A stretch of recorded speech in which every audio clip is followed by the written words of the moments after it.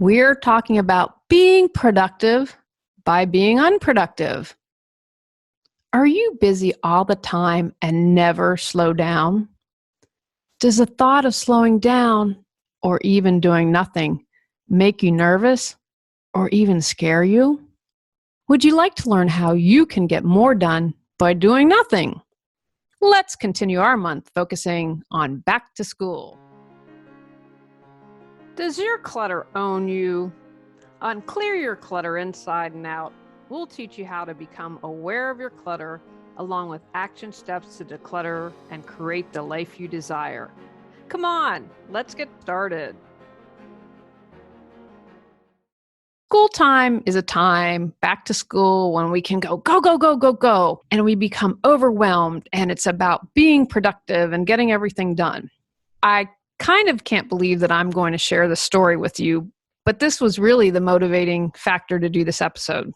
Last summer, for about 2 weeks in July, and I live in Raleigh, North Carolina. If you're in the South in July, it's just humid, it's gross. As I record this, it's supposed to be a high of 94, which means we're going to feel over 100 degrees. You don't want to move, you don't want to do anything. So perhaps that added to it.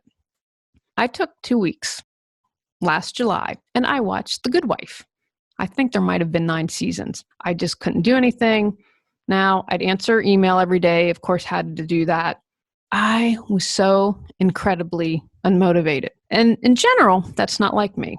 I tried to resist, tried to fight, wasn't happening. I'd sit down to do work, couldn't write, couldn't concentrate. Looking back, I know the universe had my back because my schedule was free for 2 weeks. And that doesn't happen. So I spent those 2 weeks watching A Good Wife. Pretty good show. I would suggest others if you're going to binge watch TV. After those 2 weeks, my productivity, when I went back to work that Monday, shot through the roof. I got more done in those 4 hours that I could have gotten done in 2 weeks. I needed a break. I needed a mental break. I needed a physical break. I needed to get out of routine, out of my rut. For whatever reason, I needed a break. Luckily, I honored myself and I listened to that. I know as a small business owner, that's huge. It scared the heck out of me, if I'm honest. Because I'm a small business owner, there's always something to do. So I know if you're out there listening and it scares you to stop and be unproductive, I know where you're coming from. Why being unproductive is good. We aren't meant to go all the time. That causes burnout. For me, even when I'm unproductive, I know now I am being productive on a creative level. I'm stewing on ideas. I'm letting things marinate. I'm giving my brain and a soul rest to let them do their thing. There is a difference between being busy and being productive. When you are multitasking, you can make mistakes, not really getting stuff done. Some may view me as unproductive with my process of writing podcast episodes.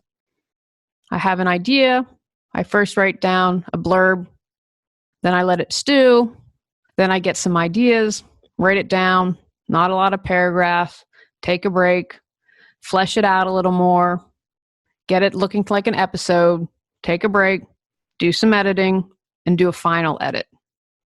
However, in between all of the work, things are stewing, I'm thinking about things, I might have a conversation that's going to change how I do the podcast episode. I talk a lot about being present. The older I get, the more I practice my spirituality, the more things just come to you. When you're busy, going, there's not space to open that up, to allow things to come to you. I'm very excited about a talk I'm going to be doing in 2018. Somehow this person found me, obviously from the website. I can't disclose who it is now. It's a really great opportunity for me. It totally came to me. I didn't go and chase it. But because I do my work, because I remain open, it happened. And after our first initial conversation, I said, I don't know if I'm quite the right match for you. They ended up going on a retreat, and they want me to talk about the 3 things I love to talk about most: cluttering, clutter, getting organized, and being mindful. When we are bored, we tend to release all of our mental inhibitions. We can think freely, more passionately, and with more clarity. Boredom can also be a very powerful incentive towards figuring out our next move. Feel stuck but have no clue what you need to do to move forward?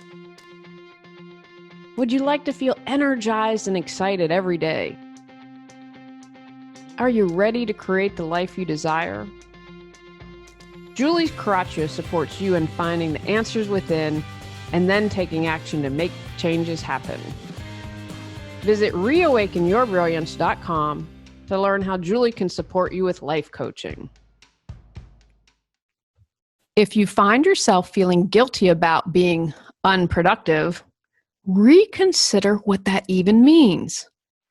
Running yourself ragged will make you tired and burnt out, which will actually hurt your efficiency and productivity in the long run. On the other hand, unscheduled time can rejuvenate your body and spirit. I talked about how after watching The Good Wife for 2 weeks that it allowed me to do that. I also got out in nature. I wasn't in front of the TV the entire time. I encourage you to view your downtime not as a waste, but as necessary to your mental and emotional health.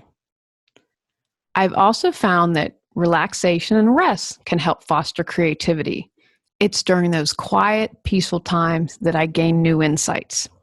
A study in 2014 conducted by Mann and Cadman at the University of Central Lancashire found that participants who had been intentionally led to boredom generated significantly more uses for a pair of plastic cups than those who weren't. The findings also showed that boredom felt during passive activities, like attending a boring meeting, had an even greater positive impact to how creative one could be after feeling bored. There is much more research in existence that also supports these findings. Sporadic boredom, therefore, is actually a good thing. I also found when doing some research that the top 5 happiest countries for this year in the world are Norway, Denmark, Iceland, Switzerland, and Finland. 4 out of those countries are really cold. I wonder what that's about. Denmark has the world's shortest work week. All 5 work the shortest work hours, and Switzerland and Finland were still among the top 10 most competitive countries. They're happy, they're competitive, and they're working the shortest work hours. To me, that says a lot. What can we do when we are unproductive? Play. I'm reading a book right now, and I'm about to start a 28-day course. I have to play every day, however I define that. When is the last time you colored, or played with Play-Doh, or ran around in the rain? Those are all ways I've played recently. Veg. Watch TV, be a couch potato. I haven't done that much vegging since last year, but I obviously really needed to. Nap. Most of us don't get enough sleep. If you need to rest, honor that. Read. I always have a long list of books that I'd like to read. Explore. What are you curious about? What would you like to know more about? Hang out with your best friend. Take a day to explore the city you live in. Do nothing. When was the last time you simply were? What about guilt? I've mentioned I'm a small business owner, so I had to overcome a tremendous amount of guilt. I'm also German and from West Virginia, where they raised us to keep working. What has helped me the most, honestly, is I see that every time I am unproductive, I am more productive and my creativity flourishes. Remember, there is value in the process of something, not just the goal itself. So many times in my life, the process has been worth it. I look at the process before meeting my husband. I used to have a TV show. I interviewed a lot of amazing people for 3 years. I now look back at that time and really feel it was about me expanding, me learning, me growing, and that allowed me to be the woman that I am to meet my husband. While the goal and what I desired was to meet my husband, but the process to make me a better person along the way, that was fun. Try and get away from comparing and competing with others, and that will help alleviate your guilt. Finally, remind yourself you are being productive, just in a different way. Take actions from today's podcast. Schedule some time to be unproductive. If you are able to do this spontaneously, great. What do you need to do the most during your unproductive time? Honor that. Find a healthy way to deal with your guilt if you have it. How can you be unproductive on a regular basis? In this month's bonus episode, we're talking about the spiritual override. Go out, clear the clutter to create the life you choose, deserve, and desire. Clearing your clutter allows you to share your gifts with the world. Get your free self-assessment to discover your clutter priority at reawakenyourbrilliance.com. If you've enjoyed Clear Your Clutter Inside and Out, please rate, review, and share us.